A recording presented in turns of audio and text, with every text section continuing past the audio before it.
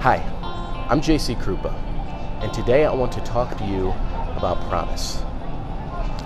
In the book of Matthew chapter 2, we find an account of the birth of Christ. And what we find here is that there are three wise men going to find this Messiah, this newborn king, and along the way, they stop at the palace of King Herod. Now, King Herod was the governor of all of Judea, appointed by the Romans, and when they stopped at his palace and told him about the things concerning this new Messiah, King Herod got a little nervous. And so he was talking with these wise men, and he told them, hey, when you finally find this newborn king, this new Messiah, let me know so I can come worship him too.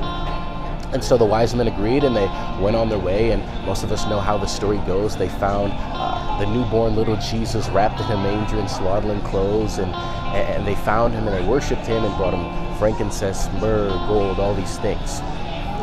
But in a dream, God appeared to these wise men and said, do not tell Herod where he is. So an angel of the Lord came to Joseph in a vision, and he told Joseph to take his family and to flee to Egypt. And so Joseph obeyed God, and they fled to Egypt. Now, shortly after all this had happened, Herod kind of figured out that he had been tricked, and that the wise men were not going to come back and tell him where this Messiah was. So Herod killed every Jewish boy under the age of 2 and massacred them. What we find here is that God's promises will always prevail, no matter what the circumstances are. And I think that rings true for us today, and I think that's what God is trying to say to us in this Christmas season, that his promises will always prevail. You see, for the past few thousand years, ever since man fell in the Garden of Eden, there has been something deeply wrong with us. Our minds have been wicked. Our hearts have been corrupt.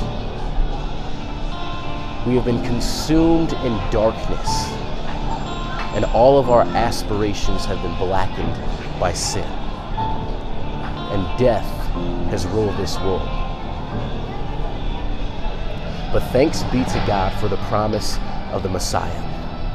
Because now through Jesus Christ, through this young child, through this servant to all of humanity, we have peace, we have love, we have joy, and most importantly, we have salvation. That's what Christmas is truly about. Joy through Christ. God fulfilling his promises.